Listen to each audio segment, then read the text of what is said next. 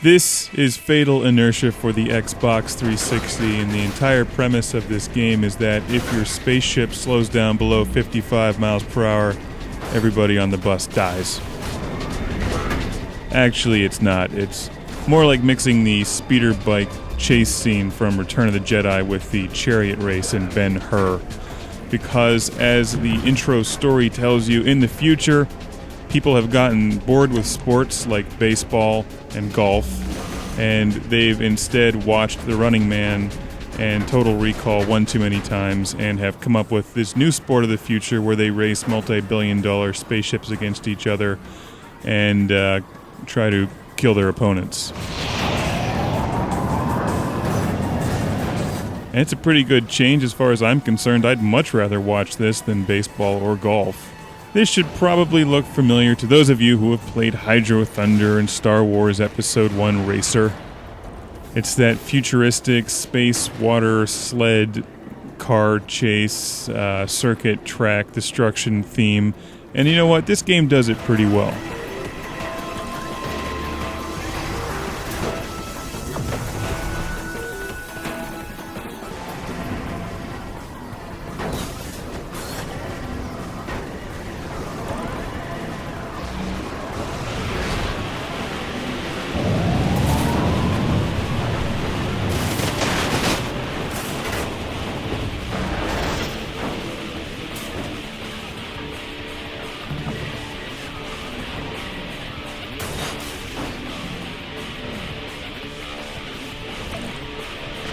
Fatal Inertia isn't one of the big A-list title games out there like Grand Theft Auto or the Gran Turismo series or Halo 3, but this is a lot of fun, and this reminds me of the old school arcade games because you can pick this game up, you play it, you have a good time, it's pretty easy to figure out but difficult to master.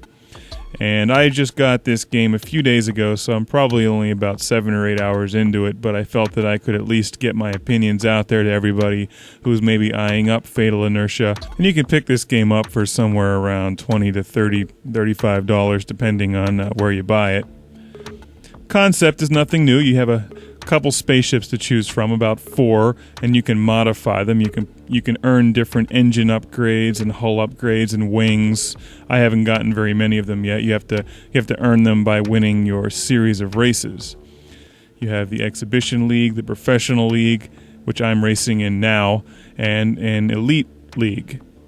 There's about 5 major courses to choose from with a number of variations on each course. I think there's maybe 1 or 2 additional courses once you continue going on in the game, so don't quote me on that.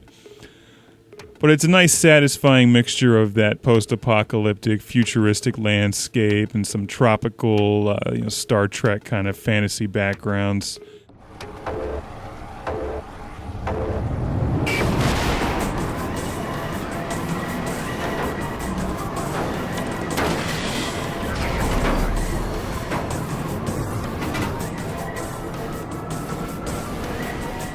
It's pretty cool. You know what? I gotta say, overall, this game is about what I expected.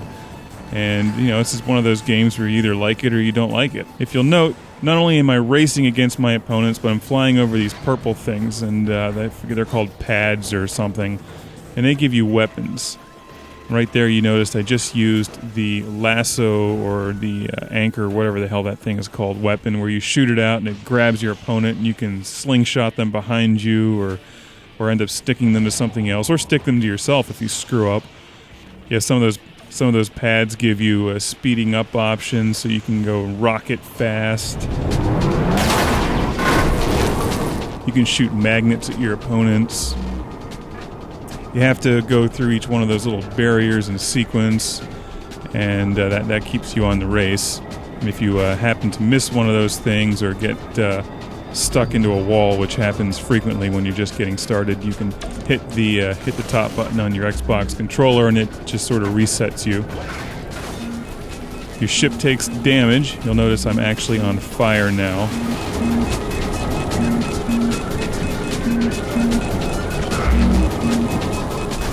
But that's not going to prevent me from winning the race. Now the series I'm racing in now, the Professional League, have 4 races. And there you see someone just shot me with that like lasso thing. And similar to Gran Turismo or Forza, you get points for each race that you win, and then at the end of a 4-race series, you either win that tournament or not.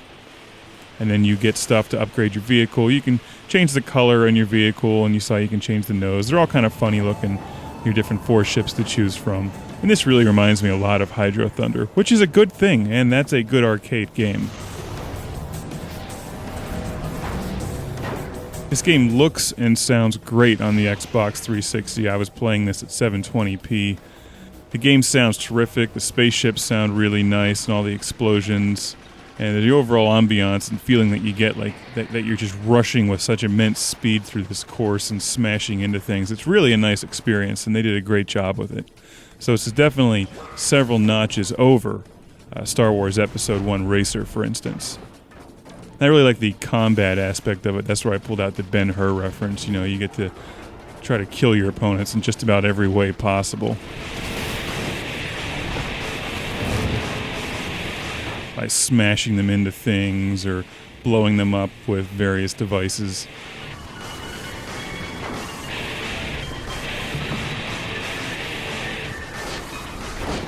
It does follow the traditional lava level, snow level, and forest level. We have each one of those. Actually, the forest level is more like a tropical level.